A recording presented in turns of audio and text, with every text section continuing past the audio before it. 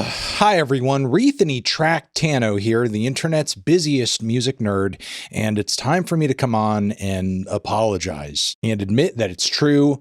I'm wrong. I had no idea what I was talking about when I said that hip hop, that rap music, despite the fact that it's not currently in the top 10 on the charts at the moment, as far as the singles, Drake's Iceman is still at number 9 on the Billboard 200, and Pooh Shiesty just debuted at number 7. But yeah, what I want to say and what I want to take back is that it's true. Hip hop and rap are dead. They're gone. They're done. Nobody is listening to them anymore. Not a single rap song is being purchased or streamed as we speak. And why is this happening? You may ask. Why? Because US aid was defunded, of course.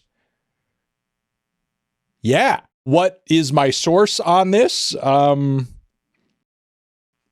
It's Joe Rogan. Let's cut to what has sort of initiated this conversation recently, and that would be a recent clip from Joe's podcast where him and guest Shane Gillis are, interestingly enough, talking about the band Turnstile. What is Turnstile? New at all. Joe, Turnstile puts on a fucking show. It's new. Explain to me, please, Jamie. They're newer, like a last young week. hardcore band, kind of, you know? Oh, nice. Is it Cumcore? Turnstile, successful band, having a really neat cultural moment right now. They put out great records recently and in the past too. Some nice roots in the punk and hardcore scene. Getting a rare bit of platforming, a shout out on what is the biggest podcast out there today. That's a cool thing. But the clip that I'm referencing here goes south pretty quickly with this portion here at the very end. Kids are doing band. Rock is back. They're from Baltimore.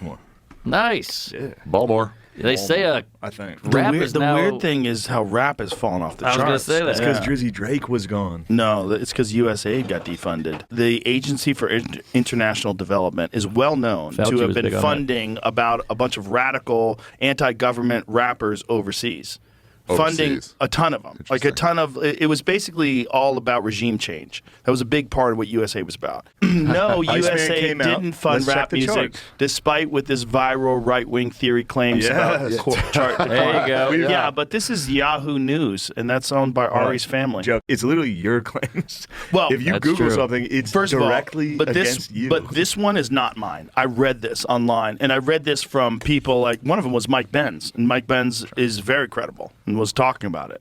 So it's not my Mike idea Benz, at all. isn't he a CIA disinformation agent? Believe it or not, this is actually a narrative he has been pushing on his podcast, which again is the biggest podcast for weeks, if not even months at this point. Cut back to this interview clip with Tony Hinchcliffe, another moron, where he's going a lot deeper into this theory. But there's some people that believe that gangsta rap in particular, when it came about in the 1980s, was a part of the push to popularize it and produce it, was a part of the government, some faction of the government, some intelligence agencies wanting to create more crime, wanting to fill more private prisons, wanting to erode the fabric of society so they could push for more laws to keep you safer.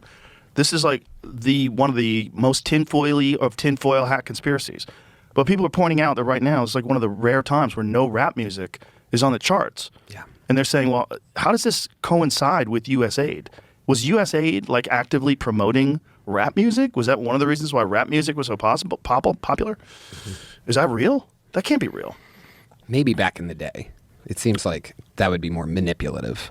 I don't see how. I believed that until I heard mumble rap. I'm like, this is not real.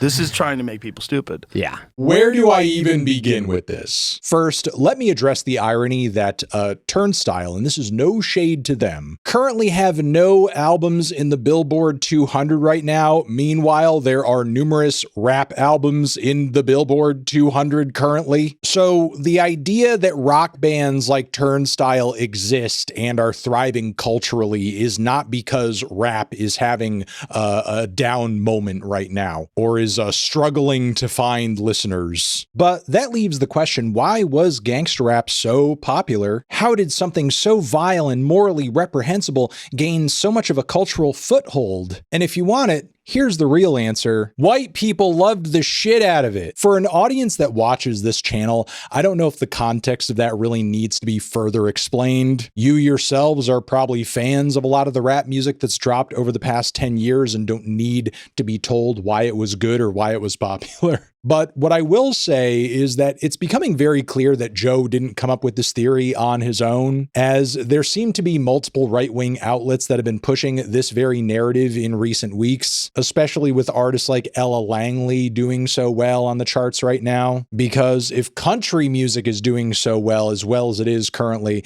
that must mean that, you know, white America is back. Libtards have no response to this. It's Ella Langley. And this narrative has trickled down so far now that even bottom-feeding right-wing TikTok slot merchant boomers are repeating it too. Hey, did you know that the CIA funded the rap music explosion?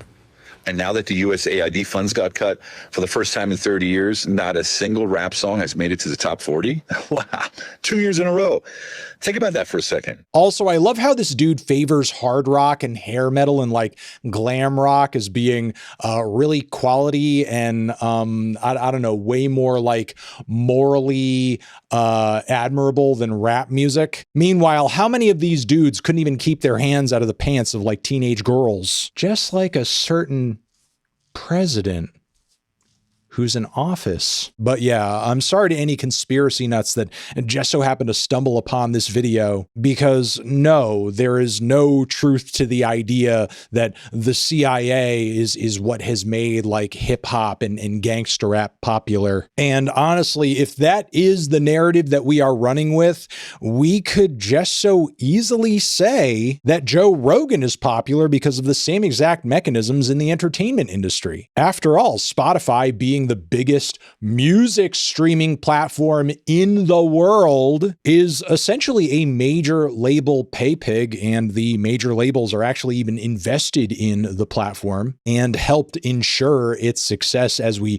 transitioned into the streaming age. And Joe Rogan has received multiple contracts from Spotify to continue to host his podcast there, upwards of like $100 million and even more. And that's far more money than even the highest grossing artists on the Spotify platform are making off of their streams any given year. You think Drake is making $100 million off of his Spotify streams? No. That's why that man takes steak sponsorships. So if the major labels are a tool of the CIA and Spotify is a tool of the major labels, and they then turn around and fund the artists and the music trends and the entertainment platforms that they want to be popular in order to keep people stupid and uneducated and ignorant and even divided, I think you could make a far more compelling case that Joe Rogan is popular because maybe the CIA wants him to be. I mean, after all, there's been numerous instances of open disinformation being spouted from Joe Rogan's stupid ass mouth about vaccines, about trans people, about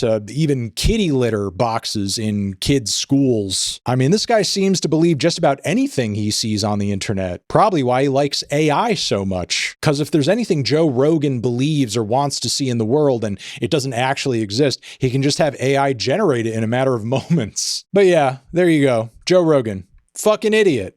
Per usual. Now remember, when you click off this video to go listen to your CIA funded and mandated hip hop music, I'm gonna go listen to A Tribe Called Quest because the FBI wants me to.